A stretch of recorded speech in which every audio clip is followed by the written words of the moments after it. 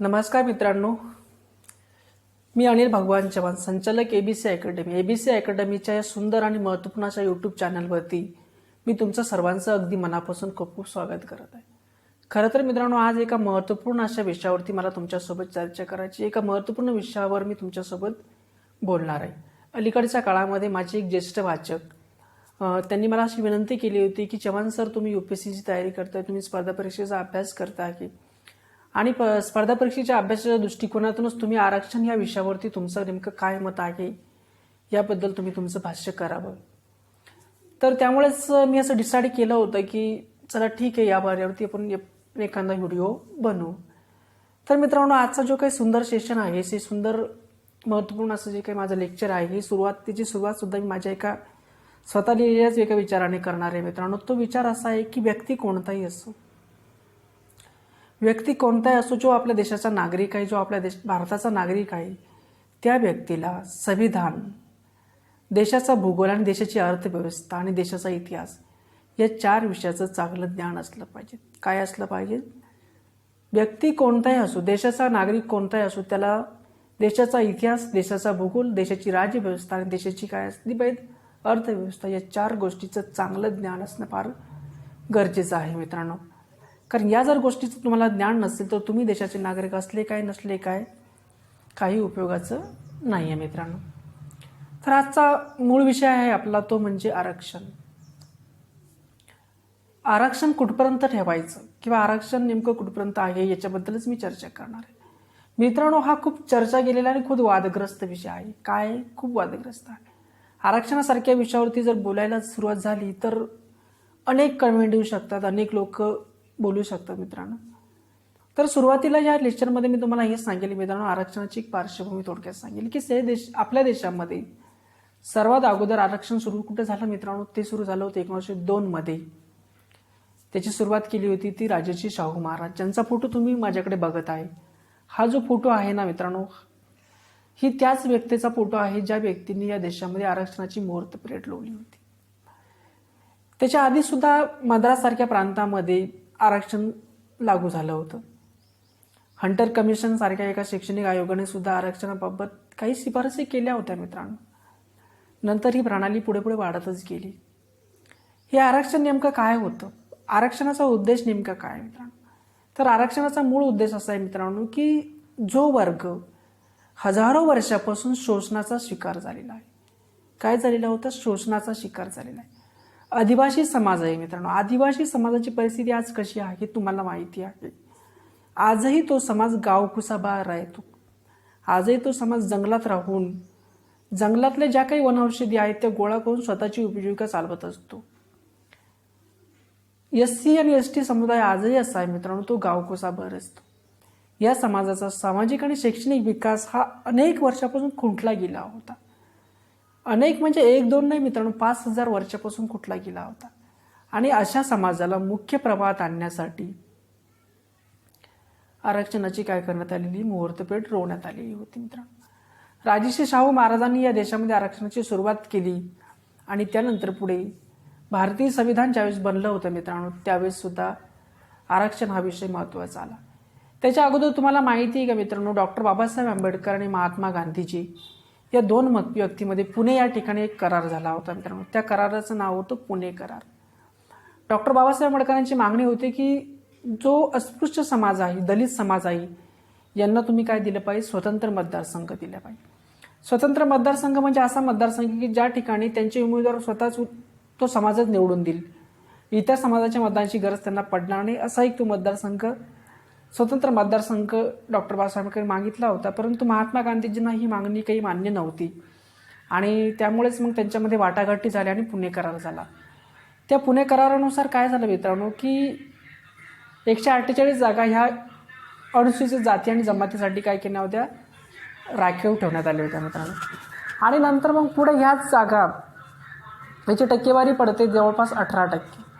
आता हे जे काही राखीव जागा आहेत मित्रांनो, हे काही राखीव जागाचं धोरण जे होतं ते 10 वर्षासाठी होतं. पुणे करारानंतरच्या 10 वर्षामध्ये ते लागू झालं आणि त्याचे हे सुद्धा झाले. पण नंतर पुढे काळ बदलला आणि देशाला स्वातंत्र्य मिळालं. स्वातंत्र्य मिळाल्यानंतर सुद्धा संविधानामध्ये आरक्षणाबाबत तरतुदी आहे. आरक्षण 2 प्रकारचं आहे मित्रांनो.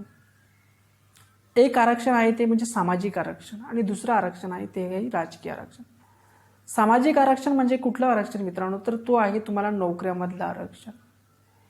ही नोकऱ्यामधलं आरक्षण किती दिवस असेल याबाबत संविधानाने कुठेही तरतूद केलेली नाही. ते किती वर्ष असेल याच्याबाबत संविधान मौन आहे. संविधानाने याबाबत काहीही सांगितलं नाही की ते आरक्षण कुठपर्यंत असेल नोकऱ्यामधलं. दुसरी गोष्ट असते मित्रांनो, दुसरं आरक्षण आहे ते म्हणजे राजकीय आरक्षण. विधानसभा आणि लोकसभा या दोन ठिकाणी अनुसूचित जाती आणि जमातीसाठी जे काय राखीव जागा आहेत मित्रांनो, हे राखीव जागाचं धोरण किती वर्ष असावं याच्यासाठी काय सांगितलेली मर्यादा सांगितलेली. आता याच्यामध्ये संविधानातले 3 कलम फार महत्त्वाचे आहेत मित्रांनो. कलम 15, 16 आणि कलम 334 जे आहे ते फार महत्त्वाचं आहे. संविधानातले 3 कलम जे आहेत मित्रांनो, या 3 कलमामध्ये काय केलेलं आहे, आरक्षणाबाबत काय केलेलं आहे, तरतुदी केलेल्या आहे. संविधानातलं कलम 334 मध्ये असं सांगितलेलं आहे मित्रांनो की 70 सालानंतर आरक्षण काय केलं गेलं पाहिजे, समाप्त केलं गेलं पाहिजे.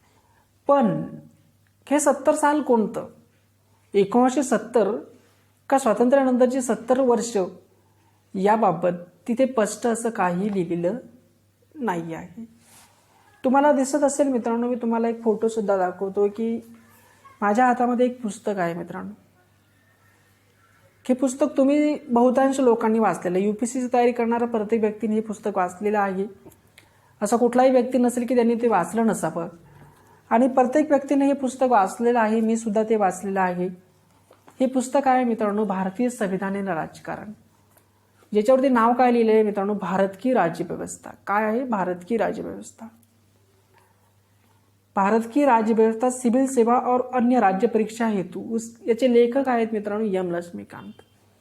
हे जे पुस्तक आहे भारत की राज्यव्यवस्था म्हणजे यामध्ये काय दिलेलं आहे मित्रांनो, यामध्ये तेच दिलेलं आहे जे भारतीय संविधानामध्ये दिलेलं आहे. UPSC MPSC किंवा कुठल्याही परीक्षेची तयारी करणारी मुलं जी पुस्तक वापरतात ते हेच पुस्तक आहे. आणि या पुस्तकामध्ये आरक्षणाबाबत काय काय तरतुदी दिलेल्या आहे, संविधान हे संविधानच आहे आणि या संविधानामध्ये आरक्षणाबाबत काय काय तरतुदी दिलेल्या आहेत मित्रांनो, त्याबाबत आपण मी थोडक्यात तुम्हाला या ठिकाणी सांगेल. तर मित्रांनो, तुम्हाला या ठिकाणी दिसत नसेल समजा, कदाचित हे पुस्तक जर तुम्हाला हवं असेल तर मी तुम्हाला ते PDF फॉर्मॅटमध्ये पाठवू पण शकतो. तुम्ही मला तसा मेसेज करू शकता.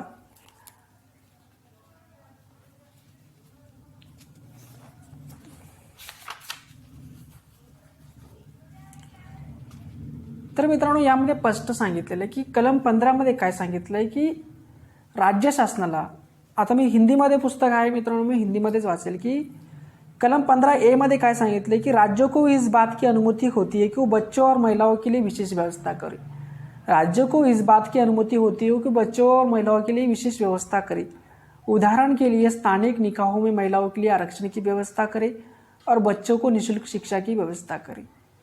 कलम 15A मध्ये काय सांगितले मित्रांनो की बालकांसाठी महिलांसाठी सरकार काय करेल, विशेष व्यवस्था करेल. महिलांना आरक्षण जे काही द्यायचं आहे मित्रांनो, याबाबत कलम 15 मध्येच तरतूद दिलेली आहे. त्यानंतर राज्याला हे राज्य जे काय आहे त्याला पुढचं जे काही कलम आहे, कलम 15B मध्ये सांगितलं की राज्य को इसकी अनुमति होती है कि वो सामाजिक और शैक्षणिक रूप से पिछड़े वर्गों, अनुसूचित जाति और जमाती के विकास के लिए विशेष उपबंध करे. उदाहरण के लिए विधानमंडल में सीटों का आरक्षण और सार्वजनिक शैक्षणिक संस्था को छूट का आरक्षण. काय म्हटलंय की मित्रांनो, स्पष्ट सांगितलेलं कलम 15B मध्ये स्पष्ट सांगितले की सामाजिक आणि शैक्षणिक दृष्ट्या मागास वर्ग, काय म्हटलंय, सामाजिक आणि शैक्षणिक दृष्ट्या मागास वर्ग, मग ते अनुसूचित जाती आणि जमाती असतील.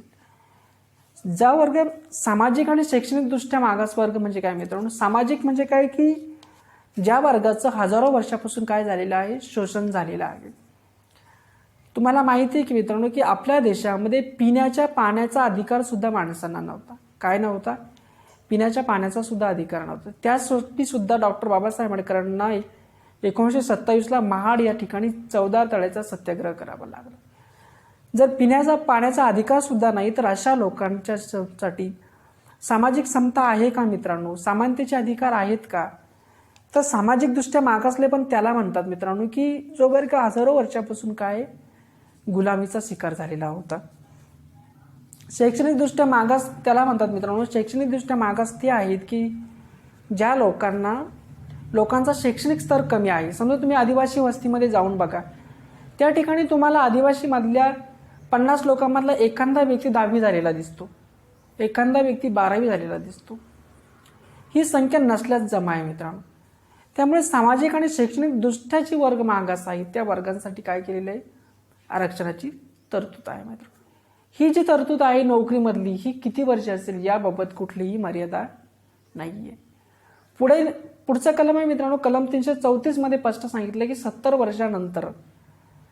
वर्षानंतर काय केलं पाहिजे, आरक्षणाची समाप्ती केली पाहिजे. विशेष प्रतिनिधित्वाची काय केली पाहिजे, समाप्ती केली पाहिजे. पण ते 70 वर्ष नेमकं कुठलं, 1970 की स्वातंत्र्याची 70 वर्ष याबाबत स्पष्टता नाही आहे. तर मित्रांनो, आता आरक्षणाचा इतिहास बघितला आहे, आरक्षणाच्या गोष्टी बघितल्या, तर मग मला एकच सांगायचं आहे की प्रश्न लोकांचा असा आहे की बाबा 70 वर्ष तर झाली, तर मग हे आरक्षण का समाप्त नाही झालं, हे आरक्षण का नाही समाप्त होऊ शकलं. तर याची अनेक कारणं आहेत मित्रांनो. आरक्षण का नाही समाप्त होऊ शकलं याची सुद्धा कारणे अशी आहेत की मित्रांनो, बऱ्याच वेळेस आरक्षणाचा उद्देश असा होता की बाबा जातीभेद समाप्त झाला पाहिजे.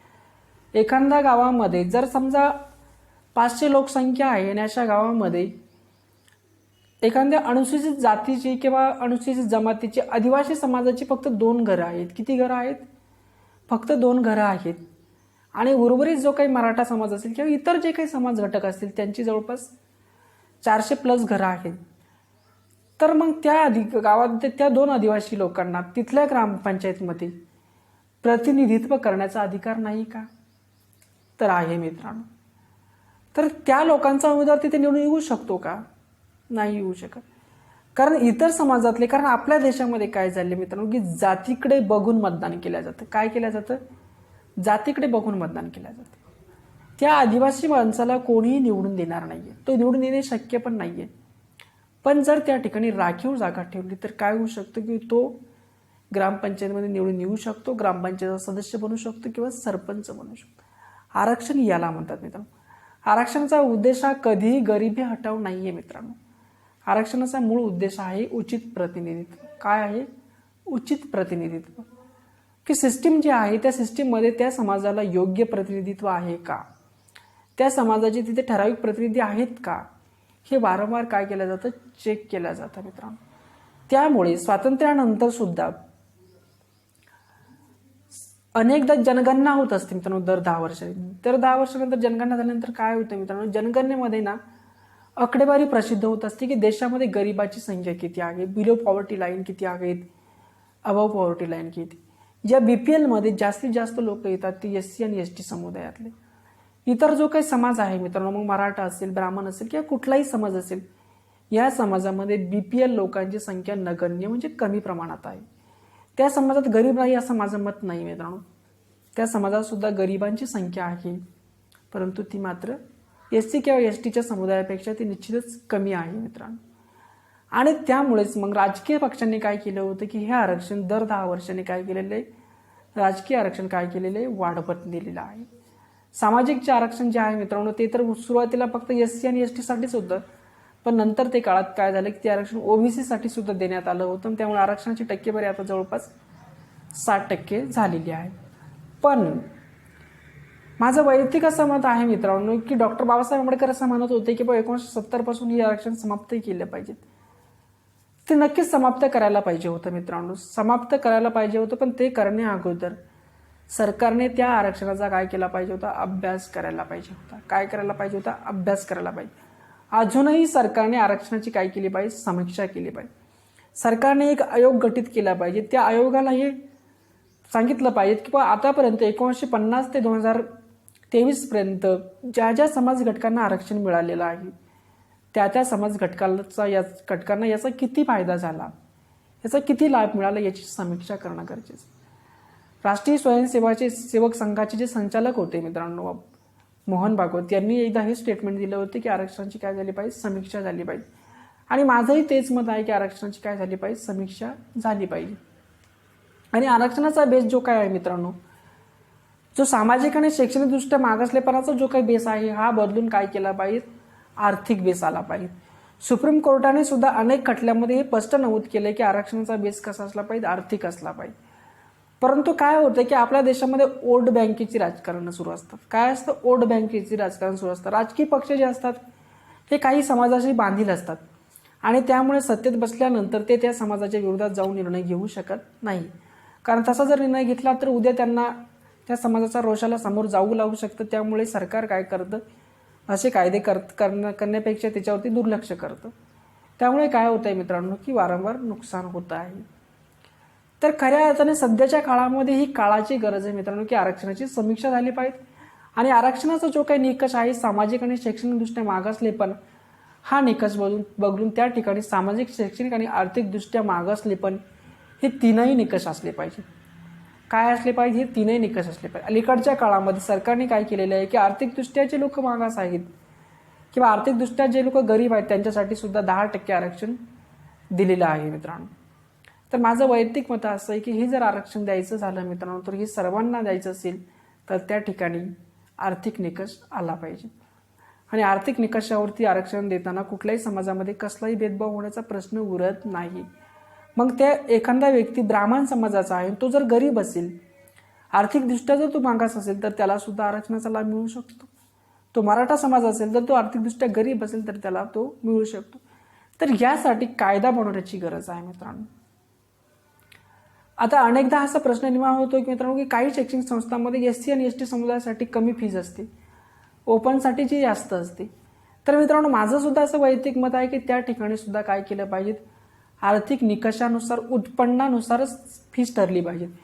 ज्या व्यक्तीचं उत्पन्न जास्त आहे त्या व्यक्तीला फीज रेग्युलर असली पाहिजे, जास्तच असली पाहिजे आणि ज्या व्यक्तीचं उत्पन्न कमी आहे त्या व्यक्तीला फीज कमी असली पाहिजे.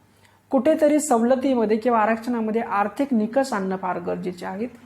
ते निकष जर पुढे आले मित्रांनो तर कुठेतरी एकतर ही आरक्षण व्यवस्था समाप्त होऊ शकते किंवा एकतर व्यवस्था बदलू शकते. त्यामुळे आरक्षणाची समीक्षा होणं फार गरजेचं आहे. परंतु मला तरी असं वाटतं मित्रांनो की अलीकडच्या काळामध्ये हे सरकार ही समीक्षा करेल की नाही सांगता येत नाही मित्रांनो.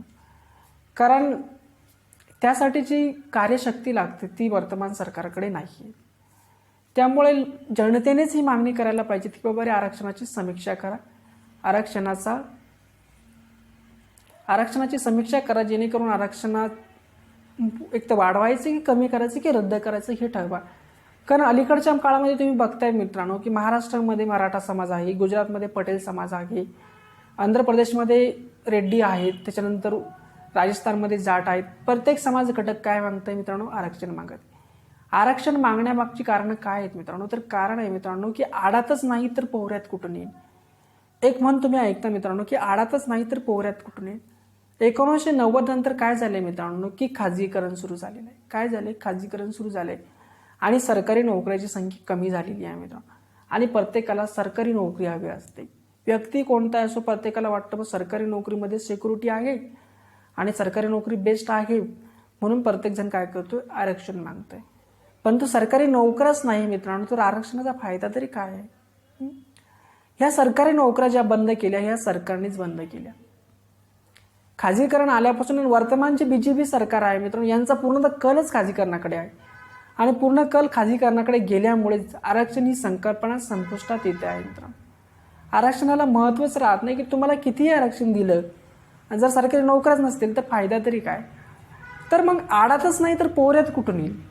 तर त्यामध्ये गोष्ट अशी मित्रांनो की मोठ्या प्रमाणात सरकारची नोकर भरती काढणे आणि मोठ्या प्रमाणात जागा जर निघत गेल्या तर आरक्षण कोणीही मागत बसत नाही, कारण जागा भरपूर असतील. पण सध्याची परिस्थिती अशी झाली की जागा थोड्याच असतात आणि मग तिथे कॅटेगरी वाईज डिव्हायडेशन पडल्यानंतर मग लोकांसाठी समस्या तयार होतात की बाबा यांना असं मिळालं आपल्याला का नाही मिळालं. तर मित्रांनो आडातच नाही तर पोहऱ्यात कुठून येईल हा मोठा प्रश्न आहे. त्यामुळे कुठेतरी सरकारने या गोष्टीकडे लक्ष देणं गरजेचं की रोजगार वाढीकडे लक्ष देणं गरजेचं. लोकांना सुरक्षित रोजगार देण्यासाठी जो राजकीय पक्ष काम करेल त्या राजकीय पक्षाने याच्यावरती काम करायला पाहिजे. दुसरी गोष्ट अशी मित्रांनो की राजकीय आरक्षण समाप्त का नाही झालं की आतापर्यंत कुठल्याही राजकीय पक्षाने असा स्पष्ट दावा केला नाही मित्रांनो की आम्ही अनुसूचित जाती आणि जमातींना योग्य प्रतिनिधित्व दिलं म्हणून. राजकीय पक्षामध्ये सुद्धा तिकीट वाटप करताना जात बघून तिकीट दिली जातात आणि मग ही जात बघून तिकीट दिल्या गेल्या कारणानेच आरक्षण सिस्टीम आजही टिकून आहे. त्याचं कारण तेच आहे मित्रांनो की जातीवाद संपलेला नाहीये. राजकीय आरक्षण हे तेव्हा समाप्त होऊ शकतं मित्रांनो की ज्या दिवशी देशातले सर्व राजकीय पक्ष हे स्पष्ट करतील किंवा आम्ही आमच्या पक्षामध्ये कुठलाही भेदभाव ठेवलेला नाही, आमच्या पक्षामध्ये अनुसूचित जाती जमाती किंवा जे काही मागास घटक आहे या घटकांना योग्य प्रतिनिधित्व आहे, तेव्हाच काय होऊ शकतं, राजकीय आरक्षण समाप्त होऊ शकतं. त्यामुळे ती वेळ जेव्हा येईल तेव्हा ते ऑटोमॅटिकली समाप्त होईल. आरक्षणाचा उद्देश हाच आहे मित्रांनो, सामाजिक न्याय प्रस्थापित करणं, लोकांना बराबरीच्या समानतेच्या दर्जावर आणणे. ज्या दिवशी समता प्रस्थापित होईल त्या दिवशी आरक्षण ऑटोमॅटिक समाप्त होईल, अशी संविधान निर्माण करण्याची काय होती, कल्पना होती मित्रांनो. त्यामुळे सध्याच्या काळामध्ये सगळ्यात महत्त्वाचं आहे की आरक्षणाची समीक्षा करणं गरजेचं आहे, आरक्षणाचा अभ्यास करणं गरजेचं आहे, कोणकोणत्या जातींना आरक्षण दिलं आहे, त्याचा त्यांना किती फायदा झाला याचा विचार करणं गरजेचं आहे आणि त्याच्यानंतर पुढे जाणं गरजेचं आहे. ज्या दिवशी आरक्षणाची समीक्षा होईल त्याच्यानंतरच मग काय केलं जाते की कुठल्या जातीचं आरक्षण द्यायचं, कुठल्या जातीचं काढून घ्यायचं किंवा काय करायचं याबाबत होऊ शकेल. आणि हे सगळं जे तुम्ही आणि मी नाही करू शकत मित्रांनो, हे कोण करू शकतं, फक्त सरकार करू शकतं. आपण फक्त काय करू शकतो, सरकारकडे मागणी करू शकतो की तुम्ही आरक्षणाची समीक्षा करा, जेणेकरून आरक्षणाची समीक्षा झाल्यानंतर इतर घटकांना सुद्धा आरक्षण मिळू शकतं. आणि आरक्षणाचा जो काही निकष आहे, सामाजिक आणि शैक्षणिकदृष्ट्या मागासलेपणाचा जो निकष आहे तो बदलून आर्थिकदृष्ट्या मागासलेपणाचा निकष जर आला तर नक्कीच आरक्षण सर्वांना सुद्धा मिळू शकतं आणि इतरांना सुद्धा त्याचे लाभ मिळू शकतात. तर मित्रांनो, आजचं जे काही सेशन आहे या सेशनमध्ये मी इथपर्यंतच तुम्हाला या ठिकाणी सांगेल. आणि आजचं जे काही सेशन्स आहे ते नेमकं तुम्हाला कसं वाटलं, काय वाटलं याबाबत मला तुमच्या प्रतिक्रिया नक्की कळवा. मी कायम तुमच्या प्रतिक्रियेच्या प्रतीक्षेत असेल मित्रांनो. Thank you so much.